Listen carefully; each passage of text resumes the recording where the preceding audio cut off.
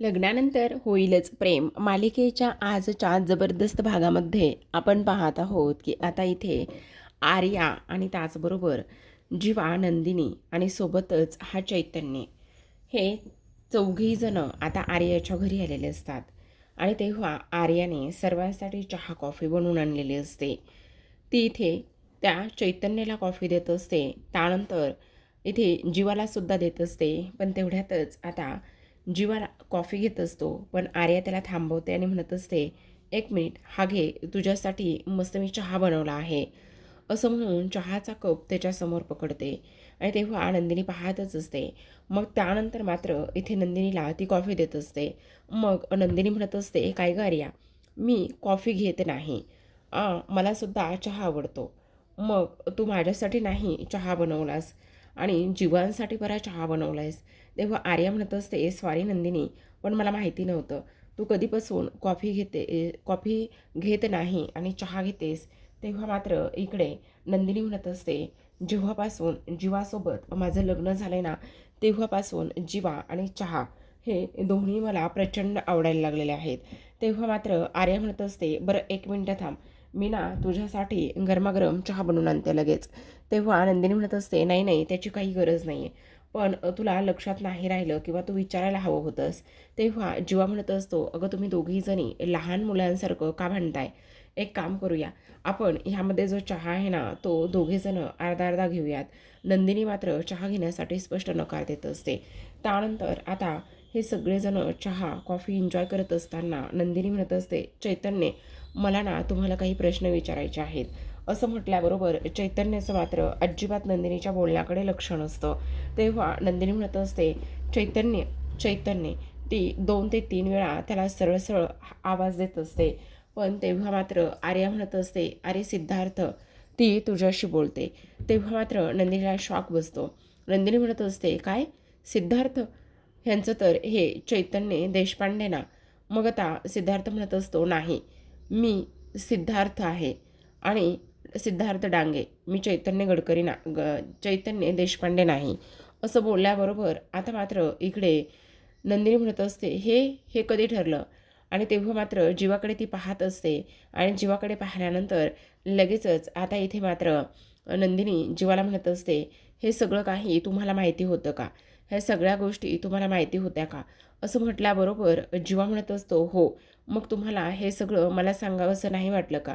तेव्हा जीवा म्हणत असतो, "अगं, कसं सांगणार? जेव्हा हे दोघेजणे खाली आपल्या पार्किंगमध्ये आले होते आणि पार्किंगमध्ये आल्यानंतर चालूमध्ये इथे मला तिने आर्याने मेसेज केला आणि त्यानंतर मला तुला काही सांगता नाही आलं.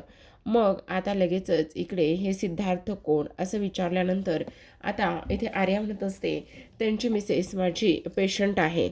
असं म्हटल्याबरोबर आता नंदिनीला पुन्हा एक धक्का बसतो. नंदिनी म्हणत असते, "म्हणजे हे मॅरिड आहेत?" आणि त्याचबरोबर इथे सिद्धार्थ म्हणत असतो, "हो, मी मॅरिड आहे. माझ्या बायकोची डिलिव्हरी झाली आहे आणि त्यांची ट्रीटमेंट आता इकडे डॉक्टर आर्याकडे सुरू आहे." नंदिनी म्हणत असते, "हे सगळं तुम्ही केलेलं आहे आणि त्याचबरोबर इथे तुम्ही अशा पद्धतीने कसे काय वागू शकता?" आणि तेव्हा मात्र नंदिनी उठून उभी राहते. आणि उठून उभी राहिल्यानंतर तिला मात्र इथे खूप जास्त त्रास होऊ लागलेला असतो. तेव्हा जीवा म्हणत असतो, "काय झालं नंदिनी? प्लीज शांत हो ना." नंदिनी म्हणत असते, "नाही, एक खोटं लपवण्यासाठी तुम्ही 1000 खोटे इथे बोलायला लागलेला आहात. आणि त्याचबरोबर हे सगळं कधी ठरलं आणि हा बॉयफ्रेंड तुम्ही इथे का बरं आणलेला आहे? म्हणजे जीवा, तुम्हाला माहिती होतं हे सगळं काही?" तेव्हा जीवासुद्धा म्हणत असतो, "हो, हे सगळं काही मला माहिती होतं. पण प्लीज नंदिनी, तू शांत बस ना."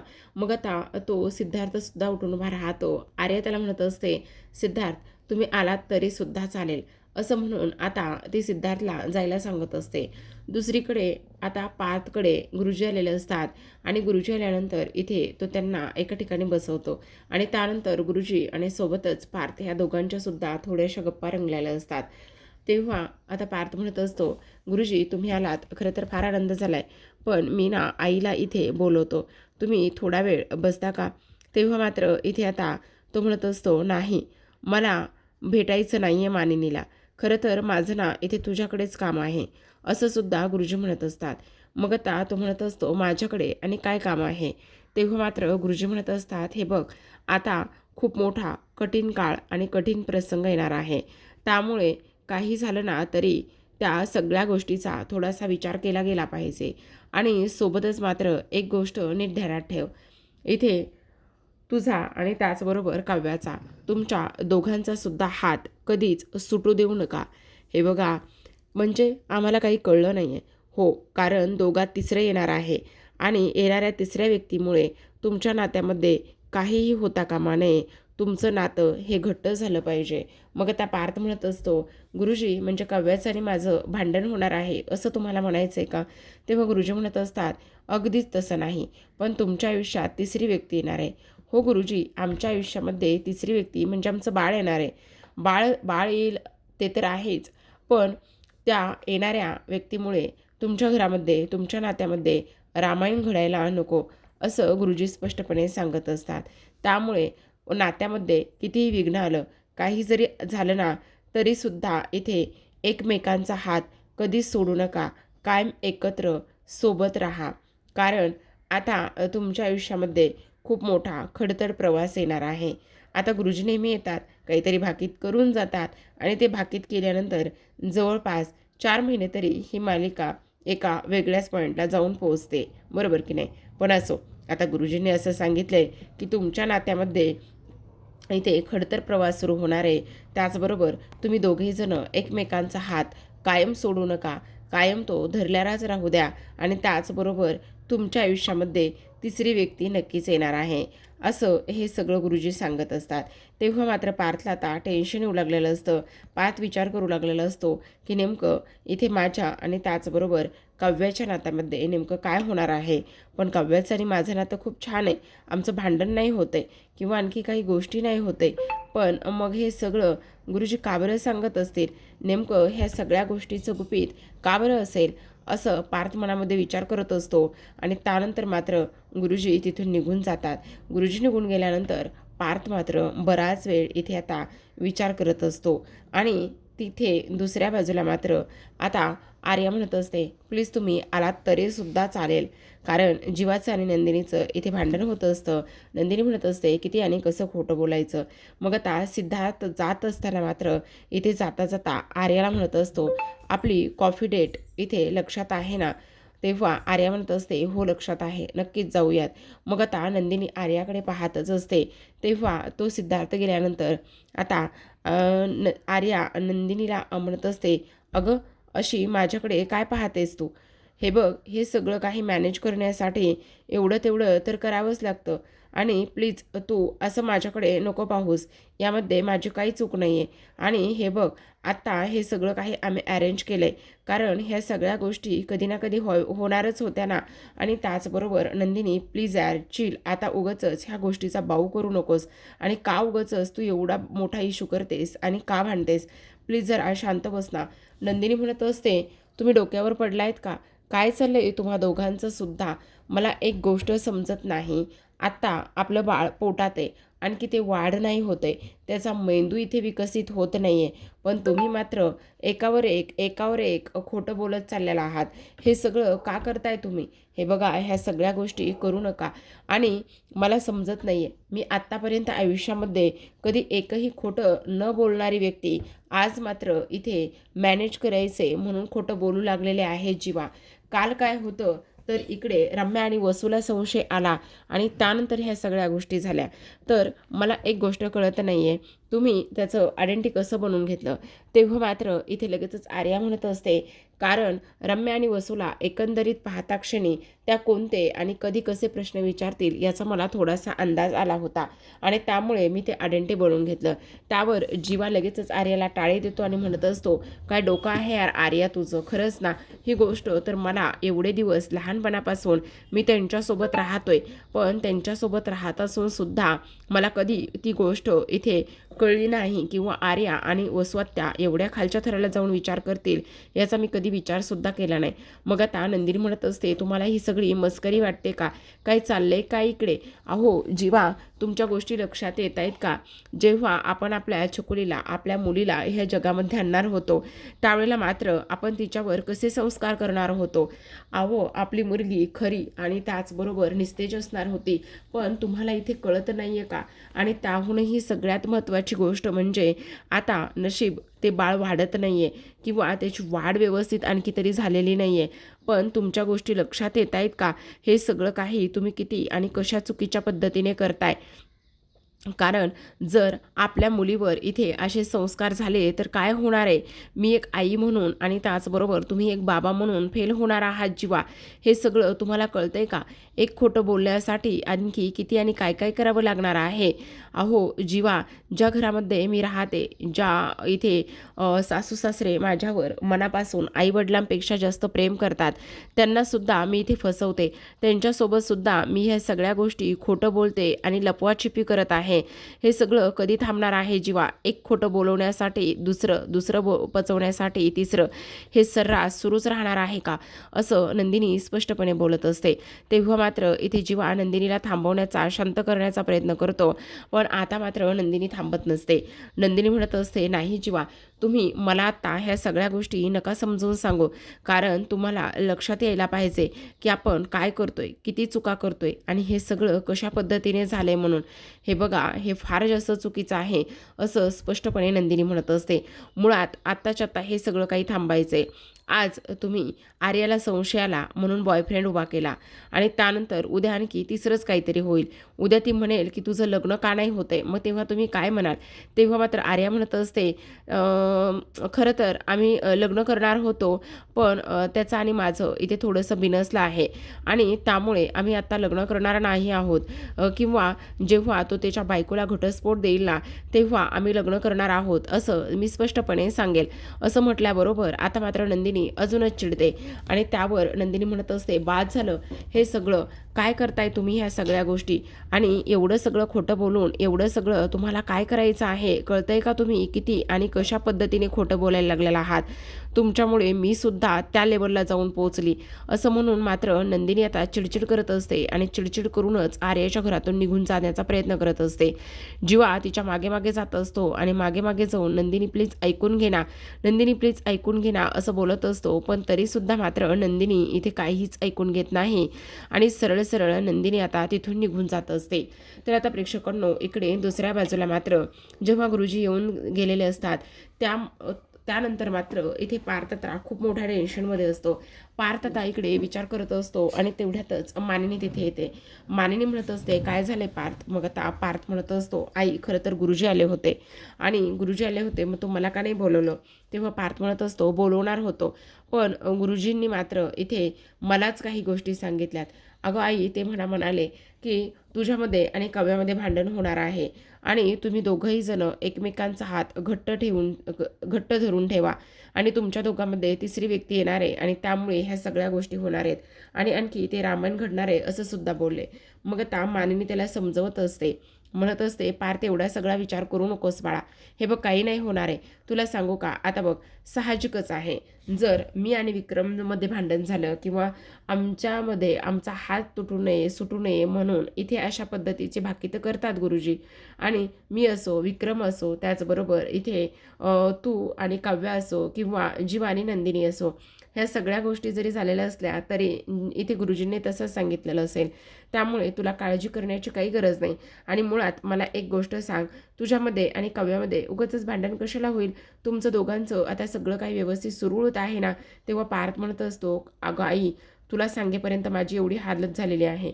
काव्य आल्यानंतर त्यांना मी काय काय गोष्टी सांगणार आहे आणि मी तेव्हापर्यंत काय काय विसरून जाणार आहे ना, हेच मला काही कळत नाही, असं स्पष्टपणे आता पार्थ म्हणत असतो. तेव्हा मात्र इथे लगेचच मानिनी म्हणत असते, नको काळजी करूस पार्थो, सगळं काही व्यवस्थित होईल. नाही गाई, पण जेव्हा जेव्हा गुरुजी येतात आणि जेव्हा जेव्हा असे भाकीतं करून जातात ना, तेव्हा तेव्हा मात्र इथे आता मला अजूनच टेन्शन आलेलं असतं. आता तेवढ्यातच नंदिनी आलेली असते आणि नंदिनी थोडीशी टेन्शनमध्येच असते. नंदिनी आल्याबरोबर म्हणत असते, काय झालं, काय करताय आई? आणि तेव्हा, बरं झालं नंदिनी तू आलीस, बघ, बस. आणि काय ग, जीवा कुठे आहे?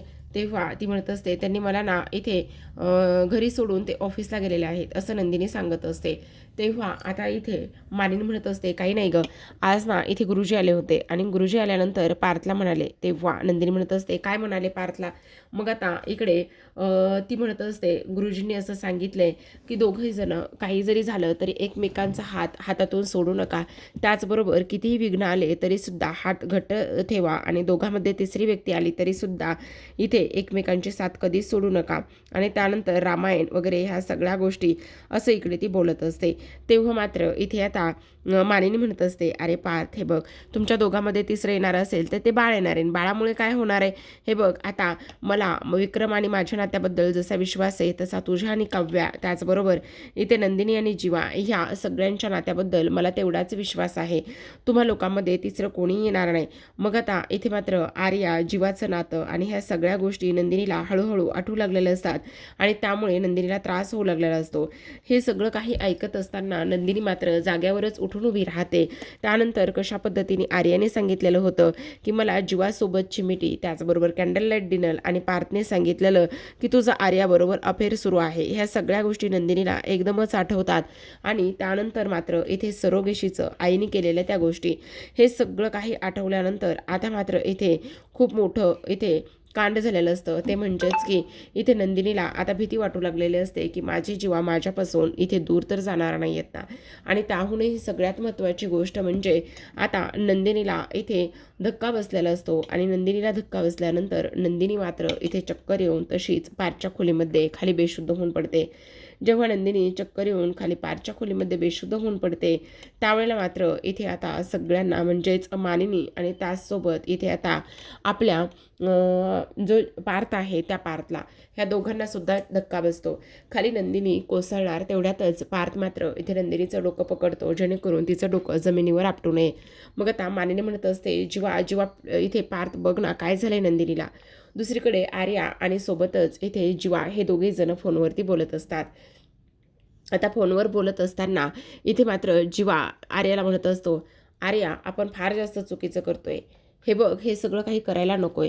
अगं नंदिनी तिच्या उभ्या आयुष्यामध्ये कधी खोटं बोलली नाही आहे, पण आता मात्र तिला हे सगळं काही करावं लागतंय. म्हणजे एक खोटं झालं की दुसरं, दुसरं झालं की तिसरं, असं खोटं वाढत चाललेलं आहे. ह्या सगळ्या गोष्टीमुळे तिला ट्रेस येईल. मग आता आर्या म्हणत असते, मला एक गोष्ट सांग जीवा, तिला काय जातं हे सगळं काही बोलायला.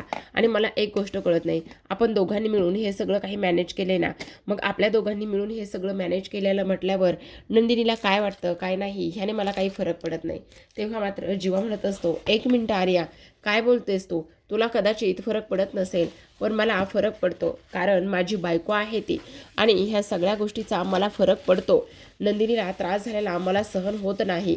आणि तुला आणखी एक गोष्ट सांगू का, तिला जर असाच त्रास होत राहिला तर तिला ट्रेस येईल आणि त्या ट्रेसमुळे आणखी बऱ्याच काही गोष्टी इथे होऊ शकतात, असं स्पष्टपणे आता इकडे तो बोलत असतो. पण आता आर्या म्हणत असते, नाही, पण तिला फरक पडतोय तर मला काही फरक पडत नाही. तिला काय वाटतंय आणि काय नाही. मला एक गोष्ट सांग, आता जेव्हा आपण तो बॉयफ्रेंड अरेंज केला तेव्हा मात्र नंदिनीने सुचवलं होतं का? आपल्या दोघांचीच आयडिया होती ना ती सगळी. मग मला काय करायचं आहे, नंदिनीला काय वाटतंय आणि काय नाही ते, ह्या सगळ्या गोष्टीमुळे मला कसलाच फरक पडत नाही. तेव्हा मात्र जीवाता आर्यावर चिडतो आणि म्हणत असतो, बाद झालं आर्या, हे बघ, ह्या सगळ्या गोष्टीमुळे मला खूप जास्त फरक पडतो, कारण ती माझी बायको आहे. आणि त्याहूनही सगळ्यात गोष्टी म्हणजे इथे नंदिनीला ह्या असल्या लपवाछिपी आणि ह्या गोष्टी चालत नाही आहेत. तेवढ्यातच आता इकडे जो पार्थ आहे ना तो आर्याला कॉल करत असतो. तेव्हा जीवा विचारत असतो, काय झालंय? तेव्हा मात्र आर्या म्हणत असते, एका अननोन नंबरवरून कॉल आलेला आहे. कारण अननोन नंबरवरून म्हणजे मानिनीच्या कॉलवरून इथे फोनवरून त्याने फोन केलेला असतो. आता इकडे मात्र हे सगळं काही सुरू असताना मानिनी प्रचंड घाबरलेली असते. मानिनी म्हणत असते, डॉक्टरांना फोन करणं, डॉक्टरांना फोन करणं. तेव्हा तो फोन आणायला जात असतो आणि फोन मात्र इथे त्याचा बेडरूममध्ये असतो.